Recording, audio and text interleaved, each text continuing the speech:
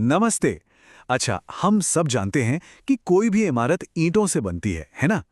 पर क्या कभी सोचा है कि हम सब, मतलब इंसान, जानवर या फिर पेड़-पौधे, हम किस चीज से बने हैं? आज हम इन्हीं बिल्डिंग ब्लॉक्स की बात करेंगे, जिन्हें हम ऊतक या टिश्यूज कहते हैं। चलिए, इनकी कमाल की दुनिया में चलते हैं। तो हमारा शरीर और पौधे आखिर बने किस चीज से हैं? सवाल तो बहुत सीधा साधा लगता है, पर इसका जवाब हमें एक ऐसी छोटी सी दुनिया में ले जाता है जो आंखों से तो दिखती नहीं। हाँ, कहानी शुरू होती है कोशिकाओं यानी सेल्स से। लेकिन सेल्स अकेले काम नहीं करते, वो सब मिलकर एक टीम बनाकर कुछ बहुत ही खास बनाते हैं। और वही खास चीज है ऊतक यानी टिश्यू। तो ऊतक कोई अकेली कोशिका नहीं है, बल्कि ये एक पूरी टीम है। सोचिए, एक जैसी कोशिकाएं जो एक ही जगह से आई हैं, सब मिलकर एक ही मिशन पर काम कर रही हैं। तो ये सिर्फ कोशिकाओं का झुंड नहीं है, ये एक प्रॉपर ऑर्गेनाइज्ड काम करने वाली यूनिट है। तो आज हम क्या क्या देखने वाले हैं? सबसे पहले बात करेंगे जंतु ऊतकों की, वो जो हमें प्रोटेक्ट करते हैं और सपोर्ट देते हैं, और फिर वो जो हमें चलने फिरने और कम्युनिकेट करने में मदद करते हैं। उसके बाद हम पौधों की दुनिया में गोता लगाएंगे और देखेंगे कि उनके ऊतक कैसे बढ़ते हैं और चीज़ें ट्रांसपोर्ट करते हैं, और आखिर में इन सब को जोड़कर जीवन की पूरी माइक्रो आर्किटेक्चर को समझेंगे। चलिए, सबसे पहले बात करते हैं जंतु ऊतकों की, और शुरुआत उन ऊतकों से जो हमारे शरीर को बाहरी दुनिया से बचाते हैं और उसे एक मजबूत ढांचा देते हैं। तो मिलिए एपिथेलियल टिश्यू से। इसको ना शरीर का सुरक्षा कवच कहना बिल्कुल सही है। ये सिर्फ हमारी स्किन ही नहीं बनाता, बल्कि हमारे शरीर के अंदर जो भी खोखले अंग हैं, जैसे पेट या आंतें, उनको अंदर से भी कवर करता है। समझिए, ये प्रोटेक्शन की पहली लेयर है। पर रुकिए, ये सिर्फ एक दीवार नहीं है, ये एक मल्टीटास्कर है। प्रोटेक्शन तो देता ही है, साथ में हमारी आंतों में खाने से पोषक तत्व सोखता है, ग्रंथियों से जरूरी हार्मोन और एंजाइम निकालता है, किडनी से वेस्ट को बाहर फेंकता है, और हमारी स्किन को महसूस करने की ताकत भी देता है। मतलब एक ऊतक और इतने सारे काम, कमाल है। अच्छा, अब आते हैं कनेक्टिव टिश्यू पर। देखिए, अगर एपिथेलियल टिश्यू शरीर का कवच है, तो कनेक्टिव टिश्यू वो गोंद है, वो जाल है जो सब कुछ, मतलब सब कुछ एक साथ जोड़कर रखता है। ये हमारे अंगों को सहारा देता है और उन्हें अपनी सही जगह पर टिकाए रखता है। और कनेक्टिव टिश्यू के ना कई अलग अलग रूप हैं, और ये सुनकर शायद थोड़ी हैरानी हो कि हमारा खून, हाँ ब्लड, वो भी एक कनेक्टिव टिश्यू है। उसका जो लिक्विड हिस्सा है प्लाज्मा, वो पूरे शरीर में न्यूट्रिएंट्स और गैसें ट्रांसपोर्ट करता है। बिल्कुल वैसे ही हड्डियां हमें फ्रेम देती हैं, कार्टिलेज यानी उपास्थि हमारे जोड़ों को स्मूथ रखती है, और फैट टिश्यू एनर्जी स्टोर करता है ना? ये सब कितने अलग, पर हैं एक ही परिवार का हिस्सा। तो प्रोटेक्शन और सपोर्ट की बात हो गई। अब आगे बढ़ते हैं उन ऊतकों की तरफ जो हमें एक्शन और कम्युनिकेशन की पावर देते हैं। मतलब वो जो हमें चलने फिरने और सोचने समझने में मदद करते हैं। हम जो भी हिलते डुलते हैं, चाहे हाथ उठाना हो या पलक झपकाना, हर एक मूवमेंट का क्रेडिट जाता है मसल टिश्यू को। इन ऊतकों में ना सिकुड़ने और फैलने की एक कमाल की ताकत होती है, और इसी से मूवमेंट पैदा होता है। सच कहें तो ये हमारे शरीर का इंजन है। अब मसल टिश्यू भी 3 तरह के होते हैं।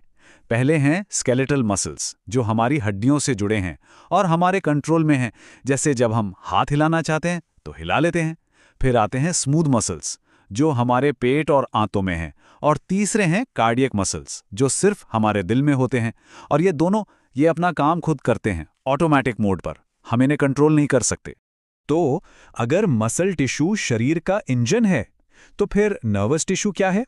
वो है इसका कंट्रोल सिस्टम, और इसकी पूरी वायरिंग, हमारा दिमाग, हमारी रीढ़ की हड्डी और सारी नसें सब इसी से बनती हैं। ये पूरे शरीर में बिजली के सिग्नल्स की तरह मैसेज भेजता है, और वो भी पलक झपकते ही। तो ये सिग्नल एक नर्व सेल में कैसे चलता है? देखिए, सबसे पहले डेंड्राइट्स नाम की शाखाएं सिग्नल को रिसीव करती हैं। फिर सेल बॉडी उस जानकारी को प्रोसेस करती है, और फिर एक्सॉन नाम का एक लंबा तार उस सिग्नल को तेजी से आगे अगली सेल तक भेज देता है। बिल्कुल शरीर की अपनी हाई स्पीड इंटरनेट केबल की तरह। ठीक है, तो हमने जंतु ऊतकों को तो समझ लिया। अब जरा पौधों की दुनिया की तरफ चलते हैं। अब देखिए, पौधे तो एक ही जगह पर रहते हैं, है ना? तो उनके ऊतक भी उनकी ज़रूरतों के हिसाब से ही बने हैं, मतलब मेनली ग्रोथ और ट्रांसपोर्टेशन के लिए। पौधों में मोटे तौर पर 2 तरह के टिश्यू होते हैं। पहले मेरिस्टेमेटिक टिश्यू, ये पौधे के ग्रोथ जोन में होते हैं, जैसे तने और जड़ की टिप पर। यहाँ की कोशिकाएं लगातार डिवाइड होती रहती हैं और इसी से पौधा लंबा और चौड़ा होता है। और जब ये कोशिकाएं डिवाइड होना बंद कर देती हैं तो वो बन जाती हैं परमानेंट टिश्यू, जिनका काम होता है सपोर्ट और ट्रांसपोर्ट। और इन्हीं परमानेंट टिश्यूज में से 2 ऐसे हैं जो पौधे की लाइफलाइन है। समझिए, ये पौधे का ट्रांसपोर्ट सिस्टम है। जैसे हमारे शरीर में खून के नसें होती हैं, इनके नाम हैं जाइलम और फ्लोएम। अब इन दोनों के काम में ना एक बहुत बड़ा और इंटरेस्टिंग फर्क है। जाइलम, जिसकी ज्यादातर कोशिकाएं डेड होती हैं, वो जड़ों से पानी और मिनरल्स को खींचकर सिर्फ एक दिशा में ऊपर पत्तियों तक ले जाता है।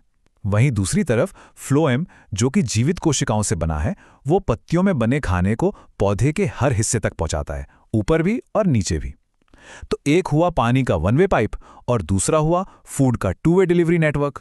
तो हमने जानवरों और पौधों दोनों के अलग अलग ऊतकों को देख लिया। अब चलिए जरा एक कदम पीछे हटते हैं और बड़ी पिक्चर देखते हैं कि ये सब छोटे छोटे हिस्से मिलकर जीवन की इतनी कमाल की बनावट कैसे तैयार करते हैं। बायोलॉजी में एक सीधी सी बात कही जाती है, कोशिकाएं मिलकर ऊतक बनाती हैं, ऊतक मिलकर अंग बनाते हैं, जैसे हमारा दिल या किसी पेड़ का पत्ता, और फिर कई अंग मिलके एक पूरा सिस्टम बनाते हैं, जैसे हमारा डाइजेस्टिव सिस्टम। इस पूरी चेन में आप देख सकते हैं कि ऊतक कितनी जरूरी और सेंट्रल कड़ी है। तो सोचिए, स्किन का प्रोटेक्शन देने वाला टिश्यू हो या हड्डी का सपोर्ट देने वाला, दिल को धड़काने वाला मसल हो या फिर पौधे में पानी पहुंचाने वाला जाइलम, ये सब देखने में और काम में कितने अलग है ना? पर इन सब का मकसद, इन सब का गोल सिर्फ एक है, एक जिंदा ऑर्गेनिज्म को चलाना और बनाए रखना। ये नेचर का सबसे बेस्ट टीम वर्क है। और मैं इसी एक सवाल के साथ आज की बात खत्म करना चाहूंगा।